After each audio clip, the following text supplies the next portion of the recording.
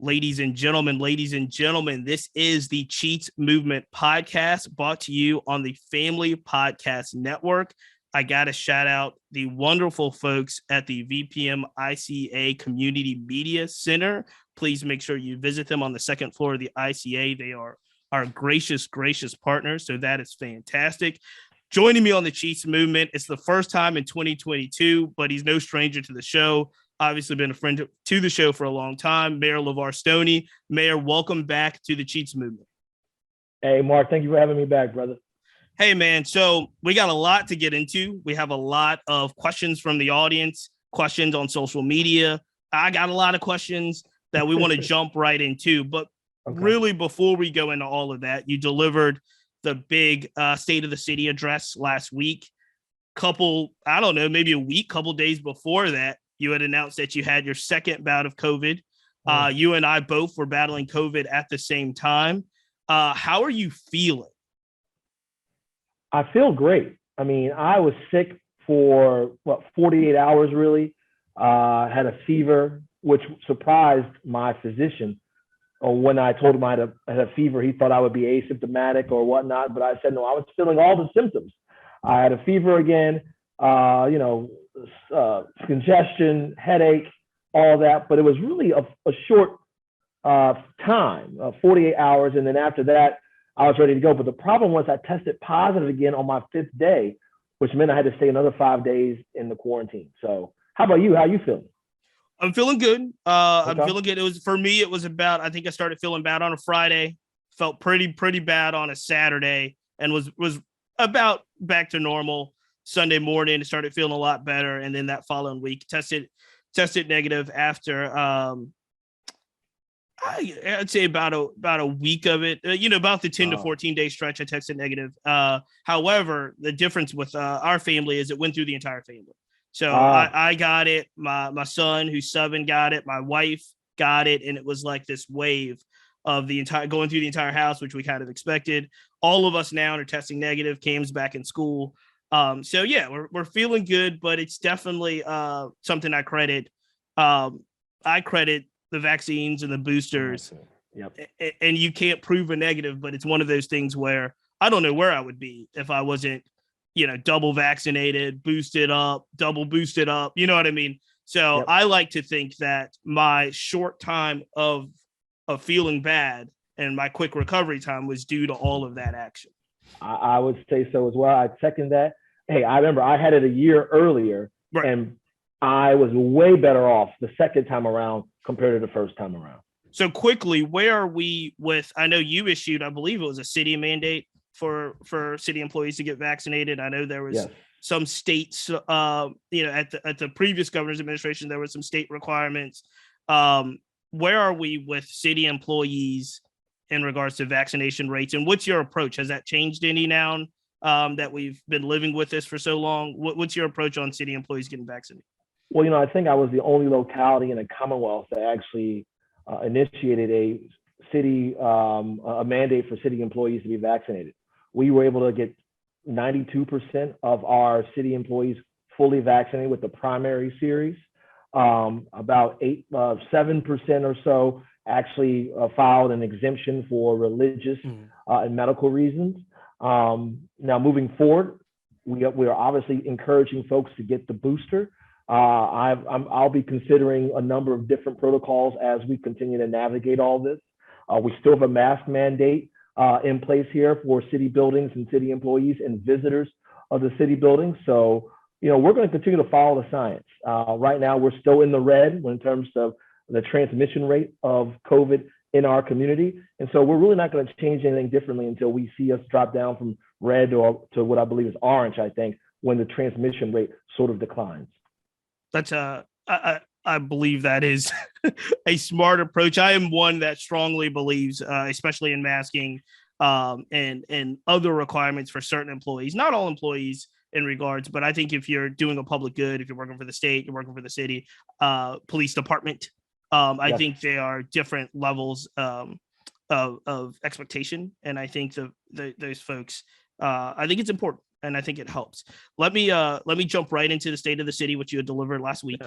Whenever you prepare for something like a state of the city, it's probably week and a half, maybe even longer of preparation. You tend to learn something new that you didn't know prior to undertaking, trying to deliver these remarks. What did you learn this time, either from your administration or about the city itself?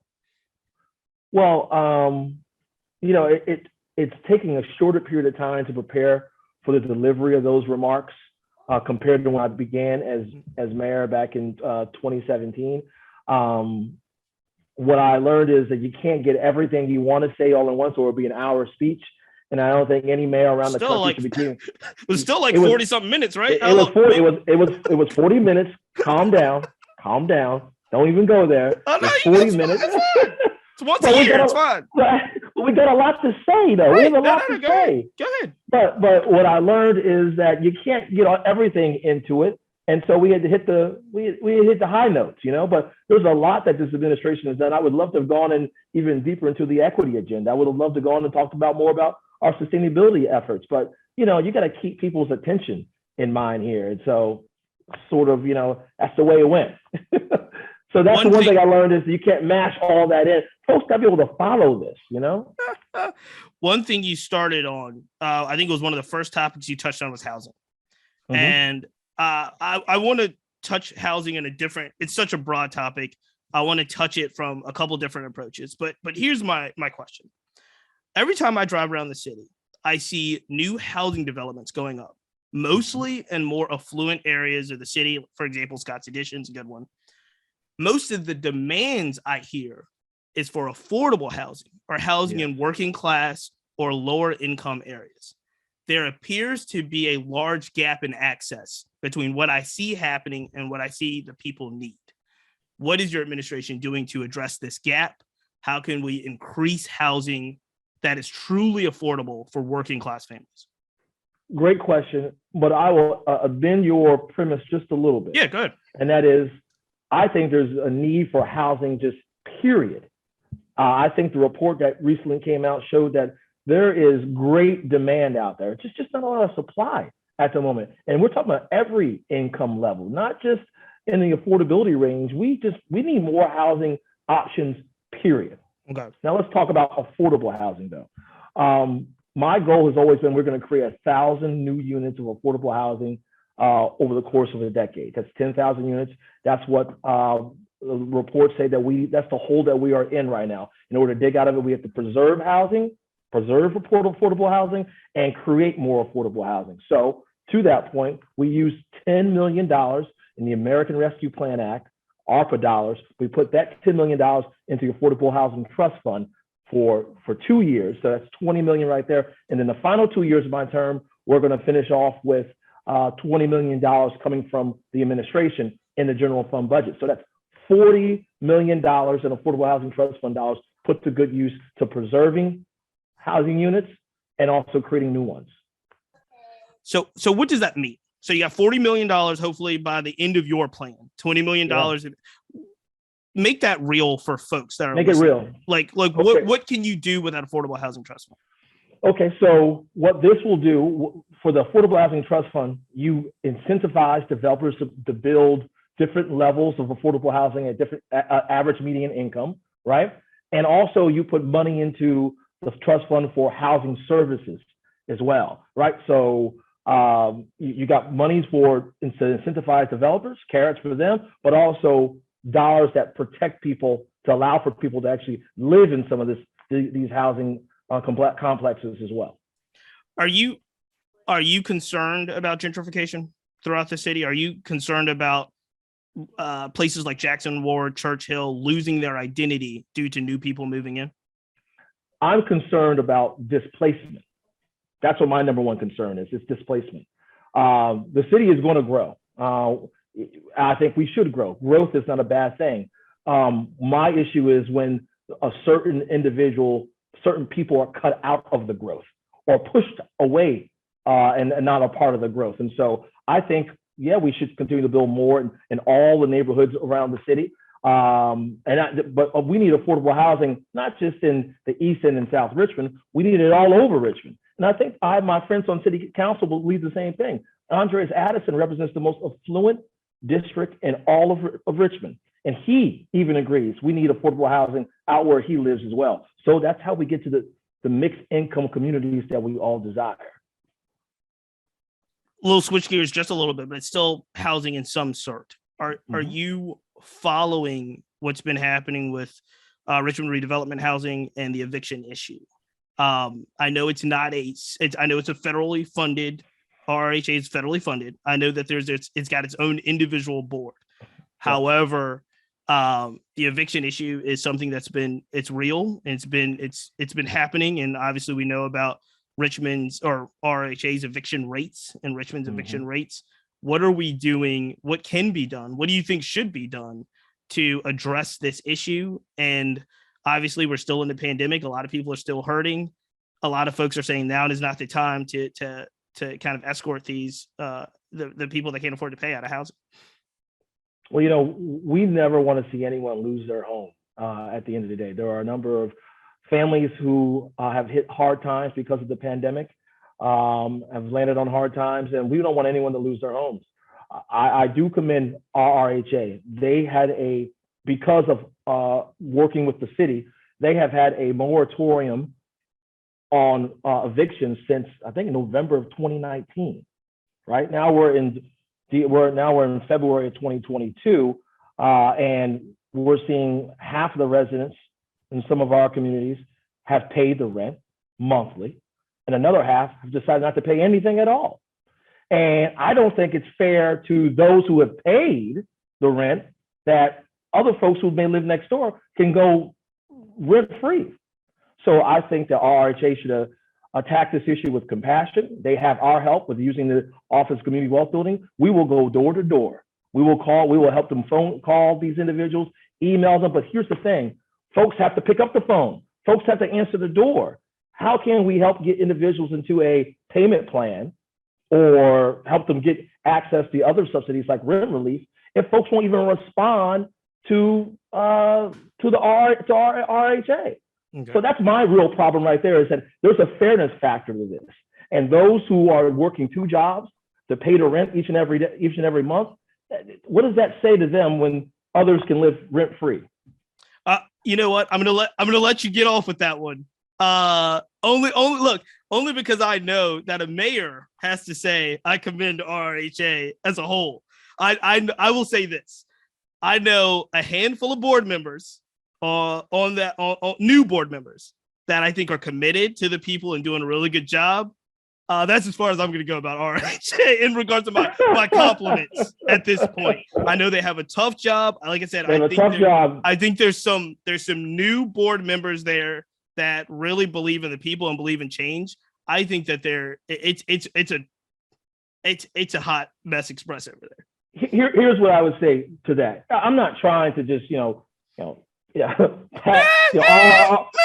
on the back. I'm going to say this though. RRHA, there is Richmond Redevelopment Housing Authority. They've been focused a lot on redevelopment recently. Mm-hmm.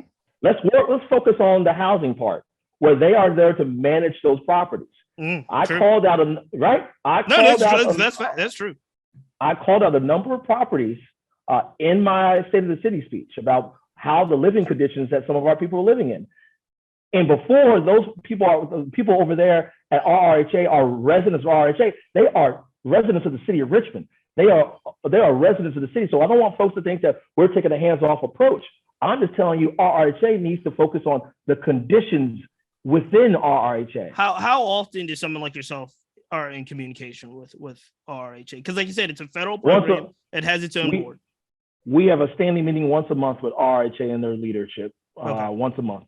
So I get updates and I ask the tough questions about, so what are we doing here? Well, here's the thing. I want RRHA and I want the city as well to do something bold and transformative. Folks said we couldn't take down those monuments and remove Confederate monuments, and we did that. Now, I've got questions about that.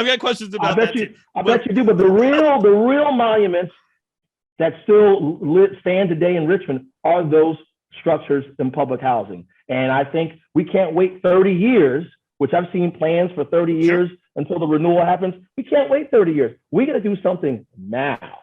Let me ask this, because you mentioned the Office of Community Wealth Building, and I got a really good question from my social media. really well thought out and articulated question. I'm going to ask it now. Oh. When you were sworn in as mayor, the poverty rate in Richmond was 26%. Yep. It was a big initiative about the Office of Community Wealth Building. And obviously, I know that was, I think, started under the Jones administration. Currently, the poverty rate is 25%. You're in your second term. What needs to be done to really make an impact on the poverty rate? So, first, I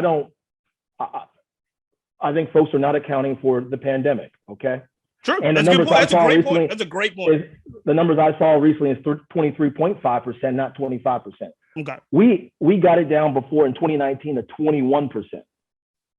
And then the pandemic happened. Sure. And we know that this pandemic has been more impactful to our distressed communities more than those who are living with influence. Absolutely. And so that's why you see that's risen up to 25% now. But that's why every day, Mark, I talk about opportunity, right? We need good paying jobs in Richmond. I love the fact that CoStar's coming to town and they're expanding their footprint here in Richmond. But this is why I fought for the casino resort, because I recognize that these are good paying jobs that allow for people to rise up the economic ladder. And so the best program we can get people that will mitigate poverty in the city is a good job opportunities. And yet the mayor doesn't create jobs, but we create the conditions for individuals to grab that opportunity. We can't guarantee success, but we can surely guarantee opportunity. And that's what we've been working on, removing the barriers so people can actually access good opportunities in town.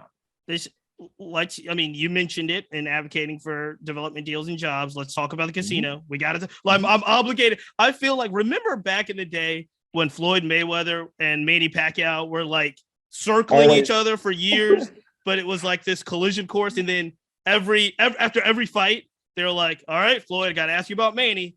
All right, Manny, got to ask you about Floyd." That's how I feel about the casino. I have to. I'm obligated. We are showing our age by talking about Manny Pacquiao and Mayweather, but we could have said Earl Spence and Terrence Crawford. We didn't. We know. We wanted to let the people know. We want the people. But I got to ask you about the casino, because obviously you advocated hard for the casino referendum last year and it failed. City Council is back again with the referendum, but this time you proposed a 2 cents reduction in the real estate tax rate. Here's my question. Why did you do that? And if the reduction rate is good for the city, why would you attach it to a casino?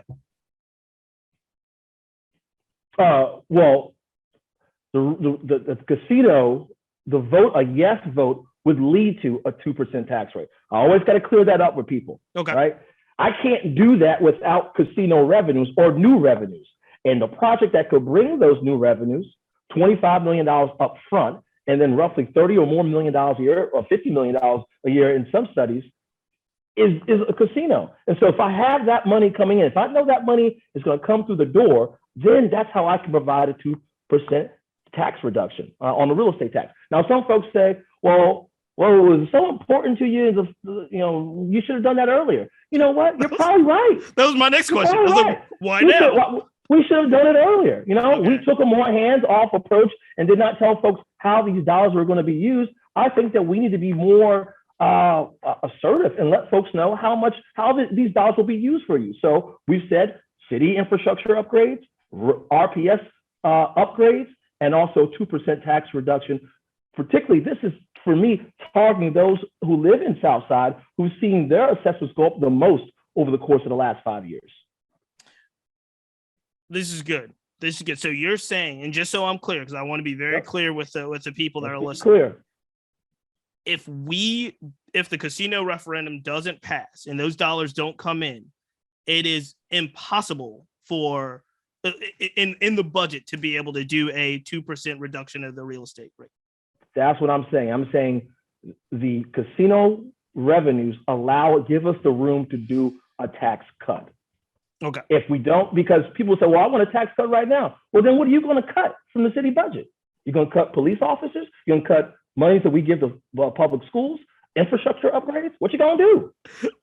You're perfect. Look, and we're running. And look, I want to be respectful of time, and I know we can do this all day. And yeah. I feel like I feel like I'm going too quick because I know there's more that you can say on each of these topics. I get it. Let's talk about. You mentioned police. Let's talk about policing. 2020 was rough. It was rough between our relationship between the RPD police force and the community. Since then, there's just let's call it what it is. There was a lot of breaks in trust. There was a lot of breaks in how the community views police. Where is that relationship now? And has anything been done? Really, do you think has been done or needed to be done to improve the trust in the community and RPD and vice versa? Well, I think we've undergone a healing process since 2020, a strengthening process. I believe, I've never been a supporter of defunding the police. Never have been, because I know this is not an either or proposition.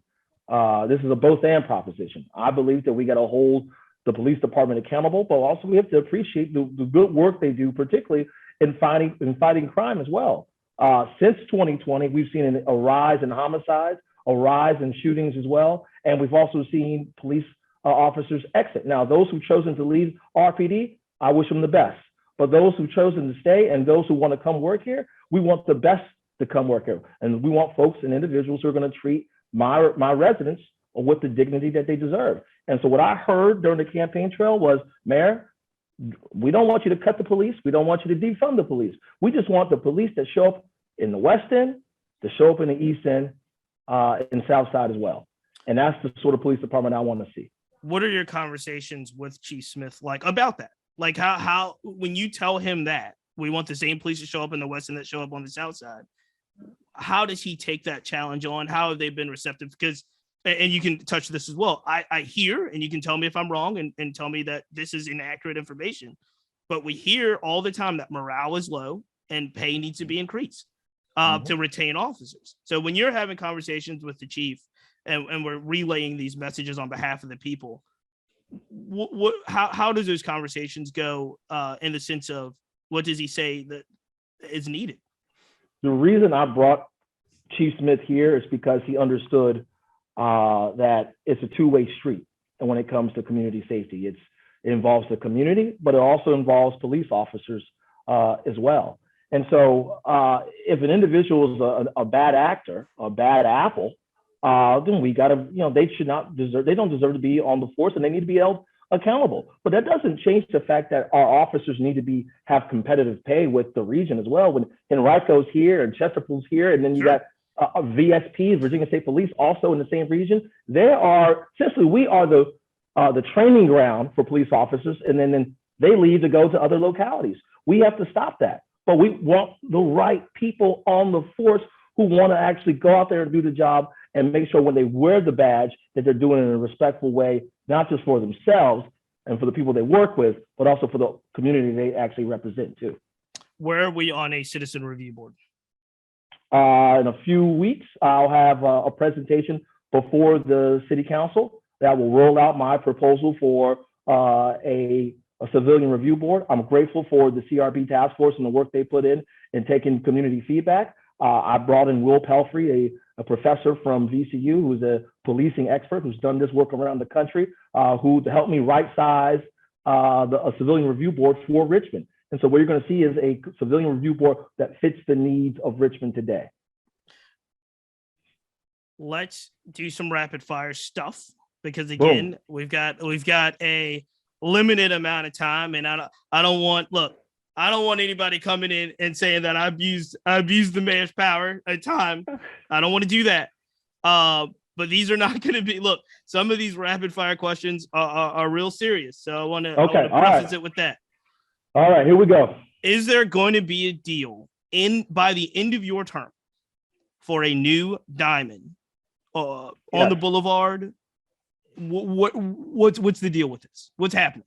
Hey, we have a request for interest out on the streets right now. Well, there's a lot of interest, not just here in Richmond, but all across the country and the region that's coming in. The submissions, I believe, are due next week. We will evaluate those submissions, and we'll knock it down to a short list. And that short list will have an opportunity to offer their concepts. We will obviously run these concepts by the community, and hopefully we will land on working with City Council on one concept that will allow for us to build a new diamond. Couple of long sidebars. overdue. Where do you want the diamond to be? Do you want it to be where it is, or do you want it to be somewhere else? I think it has to be shifted a little bit further down on some of the property that we own, but I'm willing to listen to other people's suggestions that we're going to see in the RFOs. Last thing on this, because it's a big deal. Look, it's a personal issue. I'm a huge baseball fan. You know this. Yep. We're in 2022. We've had the Diamond new stadium discussion for a long time. People think it was the downtown stadium. It was actually before that, right? During when the previous team left, the stadium was a part of this issue. That's right. Why is this? Why are we here in 2022 and we're still taking submission? Why is this so hard? Why is this so hard? Well, I think that there are some people in Richmond who are allergic to growth. All right. Am I wrong? I said rapid fire. So I'm gonna leave. I'm with you. All right. Same thing. Same question. Same premise. Is there going to be a real deal for a new George Wythe High School by the end of your term? Yes, there will certainly be a new a deal for a new George Wythe High School. Obviously, matters have been complicated because of the tragedy that happened with Fox Elementary School. But I'm confident that there will be a plan for a new George Wythe by the time I leave office. Yes. Now, my goal was to have a new George Wythe built by the time I left office. But don't let me go down that rabbit hole with the Richmond School Board. We could be here all day.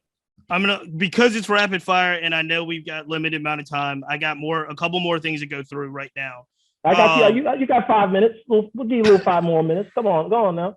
Will there be a deal in place for the Coliseum? And that Coliseum, like whatever we're doing with the Coliseum by the end of your term? Yes, there will be a deal in place by the end of my term for a development where the Coliseum stands today. I plan on, getting that thing, the Coliseum demolished here in short order. That's my hope. And we got a number of parcels here that make up what we call our city center plan. And so that's going to lead us to an urban redevelopment in downtown Richmond, right in its core, bringing jobs to downtown and also new places for people to live. So yeah, you're going to see something happen in that part of downtown by the time I end as mayor. Switching gears, where do you see yourself playing a role? There's been a lot of talk about the Democratic Party of Virginia as a political entity. Obviously, you're a former executive director before you took public office. It's from what I understand, and I'm not connected to the party like that, but from what I understand, there's some turmoil there, some turbulence is a better word. Turbulence, yeah. Turbulence. Where do you see how does someone like yourself play a role in assisting, helping, ensuring that your party gets elected statewide moving forward in the future? Well, I plan on playing a major role, not just here in the city, statewide, but also using my platform as the president of the Democratic Mayors Association. I took on that task last month or early this month. Yep, just recently. Taking Eric Garcetti's place, the mayor of Los Angeles. Now I will be sitting on the steering committee of the Democratic Party of Virginia, and I'll be a part of the Democratic National Committee as a member as well. And so I think messaging matters, but actions matter as well. And I think Democrats have to focus on opportunity again, better healthcare, better housing for our people, more innovation in education, but more investment in public education as well. I think we have to get back to basics. I just recently had an opinion piece in The Hill that talked about how Democrats need to get back to basics. But the thing is, this is what Democratic mayors have been doing all along. We have to be pragmatists. We can't be forced into these either or propositions. This has to be a both and. And so that's the sort of my approach as mayor, but this needs to be the same approach that the National Democrats take to winning offices moving forward as well. Mayor Stoney, last question. There are folks that say, well, no, I'll put it on my chin as well. Monument removal, great. Mm-hmm. Renaming the boulevard to Arthur Ashe Boulevard, great. Mm-hmm. Renaming street signs, very important stuff. But mostly symbolic gestures on the way to inclusion, diversity, equity. Mm-hmm. What can you say your administration has done? What have you done in a kind of a tangible way to foster diversity, inclusion, equity within your administration? Within my administration, or just like my actions as a little bit? I'll give you both, because I'll give you both. I want you, because this is an important question, and I want folks to think that it's not just, hey, we took down some monuments. We're really making some strides to be inclusive, to be diverse. I wanted to represent everything and affect people's lives with representation and equity.